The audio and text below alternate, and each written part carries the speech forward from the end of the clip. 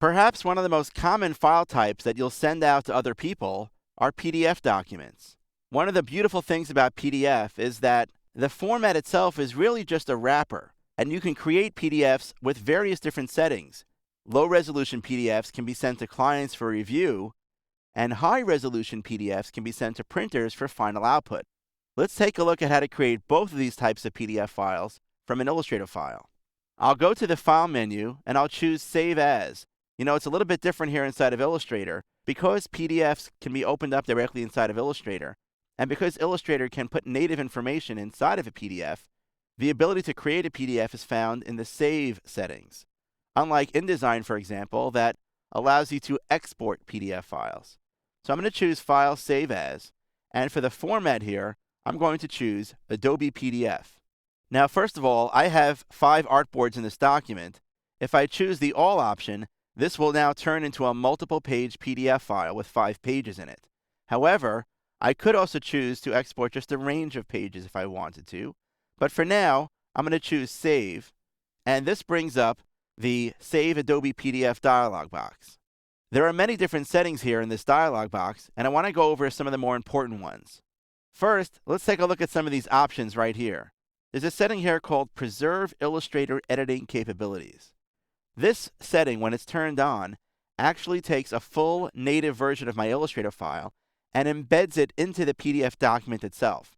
In this way, should I ever want to take that PDF and reopen it back inside of Illustrator, I would not lose any editing at all. I'd be able to actually access all the functionality inside of a file, including things like 3D, perspective art, symbols, and so on and so forth. However, this setting really does 2 things. First of all, it makes my PDF incredibly large. After all, it's including an entire native Illustrator file into the PDF as well. Second of all, it means that anybody else who gets their hands on this PDF document would be able to reopen it inside of Illustrator and get full editability and be able to work on that file. Now, if you're sending a file to a client for review, you really want to be able to email that file, so you don't want it to be large. In addition, you don't want your client opening up that file inside of Illustrator and making their own changes. So if you're sending a file out to a client, you probably want to uncheck this box. However, if you're sending a file to a printer for high-resolution output, you probably want to leave this checkbox turned on. In this way, if your printer needs to make a last-minute change or adjustment to your file, they have the ability to open up inside of Illustrator without any loss of quality or detail. There's another option here called View PDF After Saving. I almost always turn this option on because I want to view the PDF in Acrobat to make sure that it looks correct before I send it out.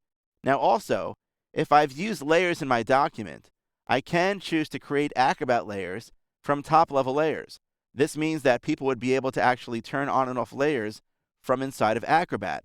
Well, that's just really a choice in your end if you really want to add that or not. But note that you need to choose compatibility of Acrobat 6 or higher in order to get that feature. The truth is that you really don't need to go through all these settings each time. You can access one of these Adobe PDF presets.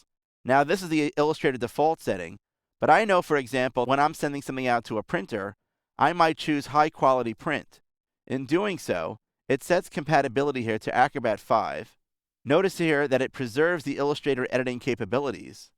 And if I go to the advanced setting, I'll see that the area for transparency is actually grayed out. This is because with Acrobat 5, or PDF 1.4, transparency remains native inside of the file. This allows my printer to make any changes to the flattening settings to ensure great results on printout.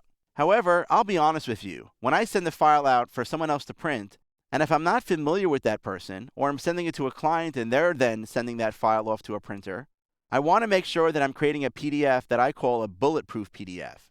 I want to make sure that it's always going to print correctly. In that case, I will always choose as an Adobe PDF preset something called PDFX 1A 2001. This automatically sets all the settings right.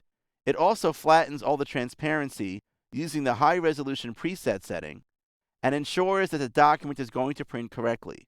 You'll notice if I go back to General, when I choose this option, the Preserve Illustrator Editing Capabilities is turned off, so I get a file that is optimized for printing. I'm also ensured that my fonts will be embedded, and that my artwork will be converted to CMYK or be maintained in spot color form so that everything prints correctly. In fact, the PDFX1A format was really defined by printers and publishers to ensure that the PDF files that they receive will always print correctly. Now, that's great for sending files to printers, but let's say you're sending a file to a client for review. In those cases, I'll usually use this setting here called smallest file size. Notice this turns off Preserve Illustrator editing capabilities, which is what I want. And at the same time, if I have high resolution images inside of my document, the PDF will include only low resolution versions of those images, so the file is really nice and small and optimized for sending via email. Once you've applied all these settings, there's one other additional thing that you can do through this dialog box, which is to add security to your document. For example, you can password protect your file to ensure that it's not opened by people who it's not intended for. There are two types of passwords you can put into a PDF document. A document open password means that when someone tries to open the file, they'll get prompted with a dialog that asks them for the password. If they know the password, they can view the document. If they don't, they won't be able to open up that document at all. However, there's a different type of password that also exists, something called a permissions password. When you use a permissions password, anybody can open up that document. However, you have the ability to limit what people can do with that document once they have it open. For example, you can choose to disable all printing.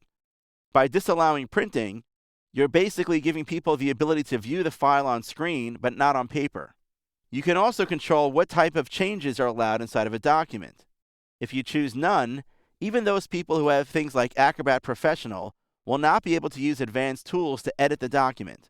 For example, sometimes when I'm sending a file or an image to a client for review, I will disallow all changes so that I can be sure that the client is not altering the document in any way. Once I've applied all of my settings for my PDF, I can come down here to the Save PDF button, click on it to create my PDF document. If I've checked that box in the beginning over here where it says General, to view the PDF after saving, once the PDF file has been generated, Acrobat will launch, either Professional if I have it installed on my computer, or Adobe Reader, so that I can view the PDF document.